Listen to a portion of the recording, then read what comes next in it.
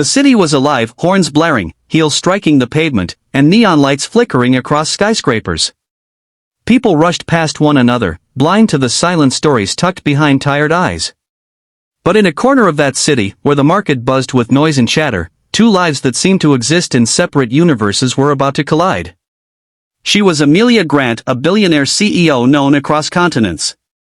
Her signature on a contract could shift entire markets. Boardrooms trembled at her presence. Yet, on this particular morning, Amelia was stranded on a quiet street, sitting not in her powerful office but in a wheelchair. And across from her, balancing crates of fragile eggs on a modest wooden stall, was Daniel Carter, a war veteran, a single father, and a man whose wealth could not be measured in dollars, but in the kindness he carried. Fate had no intention of letting them pass each other by. Chapter 1: The Billionaire in Shadows. Amelia had once been unstoppable. Before the accident, she ran 10 kilometers every morning, sparing time for nothing but ambition. But the car crash 2 years ago had shattered her world, confining her to a wheelchair. Doctors told her she would never walk again. Therapists tried but failed. And Amelia, once a lioness in the corporate jungle, shrank into herself. She built higher walls around her heart than her glass empire ever could. To the public, she was still Amelia Grant, untouchable, sharp, cold. But behind closed doors, she hated her reflection. Wealth was meaningless when she couldn't even step into her own garden without help. Chapter 2: The Egg Seller. Meanwhile, Daniel's life was an opposite canvas. He had no mansion, no armies of assistants. He woke before dawn, boiled tea for his little daughter Emily, and walked miles to the market with baskets of eggs balanced on his shoulders. His stall was small, just a wooden plank propped by bricks. Some mornings, people bargained ruthlessly, not caring that every coin mattered to him. Other days, thugs demanded protection fees. Yet, Daniel never cursed his life. War had taken much from him, friends, health, and the peace of sleep. But it had left him with resilience. He carried scars inside and out, yet he chose to smile for his daughter. Because in her eyes, he was a hero, not a broken man. Chapter 3: The First Encounter. That morning, Amelia's car broke down near the market. Her driver went off to find a mechanic, leaving her alone in her chair. She hated waiting, hated being seen as helpless. Her gaze wandered until it landed on Daniel's stall. She watched as he gently arranged eggs like precious gems. Children hovered around him, laughing as he cracked jokes. He gave one boy an egg for free, ruffling his hair. "Eggs, miss?" Daniel called out to Amelia, his voice calm, respectful. Amelia blinked. She wasn't used to strangers addressing her directly, let alone casually. "I don't need eggs," she replied, cold and clipped. Daniel only smiled. "Then maybe you just need someone to talk to. Life's too heavy to carry alone." Amelia's jaw tightened. Who was this man to speak to her like that? Yet, something about his eyes unsettled her, not pity, not fear, just human warmth. Chapter 4: Walls Begin to Crack. The next day, Amelia found herself near the market again. She told herself it was because she liked the fresh bread from a nearby bakery. But truthfully, she wanted to see him again. Daniel greeted her with the same gentle nod. "Back again, miss. Are you sure you don't need eggs? They go well with second chances." She almost laughed. "Almost.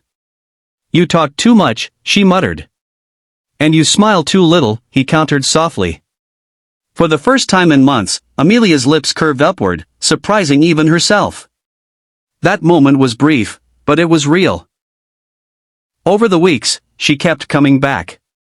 She never revealed her identity, and Daniel never asked. To him, she was just Amelia, a woman with a shadow in her eyes. And to her, he was the one person who didn't look at her chair before her face. Chapter 5: The Hidden Pain. One rainy afternoon, they sat under his small umbrella, watching the market quiet down. Amelia's voice trembled as she whispered, "I used to run miles, every morning. Now, I can't even stand without someone's help." Daniel didn't flinch. "I lost men in the war. Brothers I'd trusted with my life. I thought I lost myself too. But I realized, broken doesn't mean useless. Sometimes the cracks let the light in. Amelia stared at him, her chest tight. No one had ever spoken to her like this. Everyone around her either pitied her or feared her. Daniel did neither. He simply understood. Chapter 6, The Choice. Days turned into weeks. Daniel noticed the strength still hidden in her arms, the stubborn determination in her eyes. "Have you really given up on trying?" he asked one morning. Amelia's gaze dropped. "I've tried everything. The best doctors. The best therapists.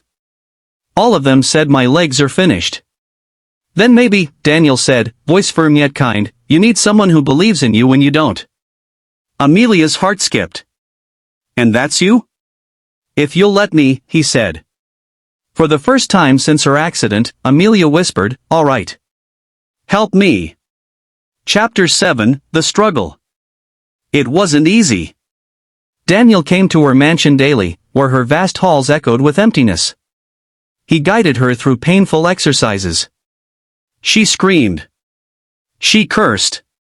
Some nights she cried herself to sleep, hating herself for even trying. One day, exhausted, she shouted at him, "Why are you wasting your time on me? I'm a broken woman in a chair." Daniel knelt, looking into her tear-streaked eyes. "No. You're a fighter who's forgotten her strength. And I'll stay until you remember." Those words burned into her soul. Chapter 8, Challenges Around Them. But healing wasn't their only battle. Amelia's board of directors grew restless, whispering about her strange friendship with a poor vendor. The media mocked her, tabloids publishing cruel headlines, "Wheelchair CEO finds comfort in egg seller?" Daniel faced his own storms. One night, he was beaten by thugs demanding money he didn't have. He showed up to Amelia's mansion with bruises, pretending it was nothing. When she insisted on helping, he shook his head. "If I let my daughter see me quit, what lesson does that teach her?" Amelia realized then, he wasn't just teaching her to walk again. He was teaching her to live again. Chapter 9, The Breakthrough. After months of relentless effort, a miracle flickered. One morning, as Daniel held her hands during therapy, Amelia felt a twitch in her legs. She gasped, tears welling. "Did you see that?" Daniel's smile was pure light. "I don't need to see it. I believe it." Each day, the twitches grew stronger. Until one dawn, in her garden, Amelia rose. Shaky. Trembling. But standing. She took one step. Then another. And collapsed into Daniel's arms, sobbing. "You healed me."